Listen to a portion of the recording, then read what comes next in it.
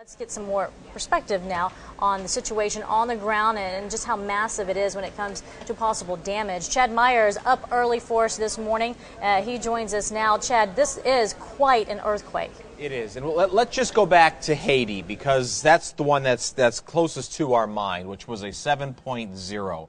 And I just want people to understand what the numbers mean. When you go from 7.0 to 8.0, that is literally 32 times stronger of an earthquake, not just one time stronger. That's 32 times stronger. So let's now go to 9.0. That would be another 32. So that's not 64. That's 32 times 32. That would be 1,000 times stronger than the Haitian earthquake if we go to 9.0. Well, we're not 9.0. We're 8.8, but close enough. So somewhere between 800 and 900 times the shaking power of what was the Haitian earthquake happened overnight here in Chile.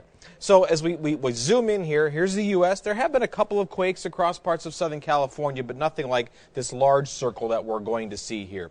Chile, the very long country right here on the west coast. There's a subduction zone where two plates hit each other. That's why there's this big black line or dark line in the Google Earth. That's the subduction zone. That's the trench. There's the earthquake right here, the epicenter literally just offshore. So as the earth shook this morning or overnight, the people here right along the shore had no time. When it shook, literally, they may have had 30 seconds to a minute to get out of the way. The good news is, as you look here, this is a fairly unpopulated part of the country. I mean, that's great news. So the part that had 30 seconds to a minute didn't have many people. But then as you zoom away and get into the more populated areas, there are people here up and down, especially here as you get up toward Concepcion and you get down a little bit farther down to the south. Here, we'll just zoom it back out for you. It is now going to be part of a national or a countrywide story where, yes, the country shook. And yes, the mountainsides probably shook as well. And that's the shaking damage that you're going to see. Then we're going to have to talk about the water damage. The water damage because the earth moved on the surface of the earth. It moved under the water. When that earth moves under the water, it displaces water. And that displacement of water can go a couple of different directions. It just depends on how the earth slid. This is probably just a typical subduction slide. And how a subduction slide would happen is that you have one plate coming in here, another plate down below. And as this plate slides together, one's going down underneath the other. It's actually exactly the opposite of how I drawn it. But there we go. It would be like this, and it would be like this. This part right here would start to bend over the years, literally years. This doesn't just happen overnight. This happens over years. So this part of the earth would begin to bend, begin to bend, begin to bend, and then all of a sudden pop back up.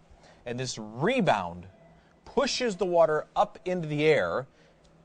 It's a couple miles down, but it pushes the water up. And as it pushes the water up, the water spreads out like you throwing a big boulder into a lake. And as the water spreads out, the water spreads out in big circles. It spreads out literally. There would be the light. And as the wave comes up, you would not know where you are here until the wave hits you. So the good news is we have computers that do this timing, how long it takes for this wave to come from Chile, from the epicenter, from the right where the earthquake was, and how far it will go. And we're still watching. There are dart buoys. And I know that it's just a name because the government doesn't, they love acronyms, don't they? But they put a sensor on the bottom of the ocean with a line all the way up to the buoy on top of the water. And that buoy can measure how deep that water is by the pressure that's down here. It measures the pressure of the water above it. And if the water gets a little bit higher, it knows that extra pressure, it measures that pressure, and that pressure becomes what it calls the wave. Well, literally a 1-foot wave in the middle of the ocean as it crashes on shore, right at shore, because you know how waves get bigger and bigger as they come on shore, even Atlantic City. You see the wave, it's tiny way out there, then all of a sudden it becomes a real wave.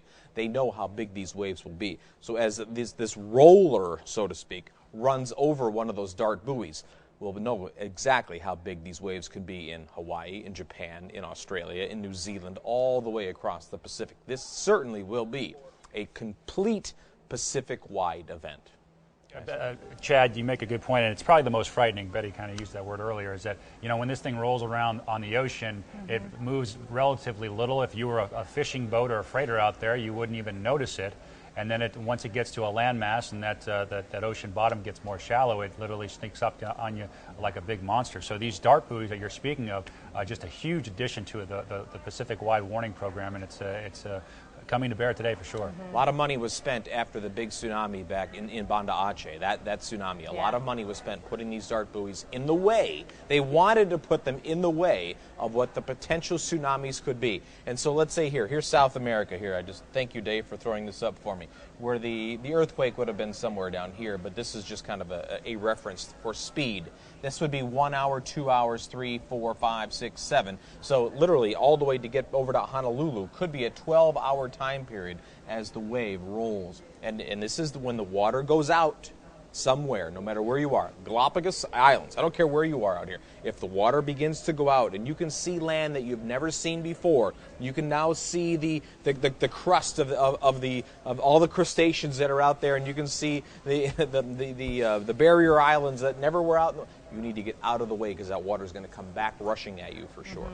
And we have to remember that this problem is twofold because, yes, you have the tsunami warnings that are out there, but they are still experiencing aftershocks. Yes. Chad, we're just learning that there was one reported just a couple of minutes ago that was a 6.1 magnitude aftershock. The largest one so far has been a 6.9.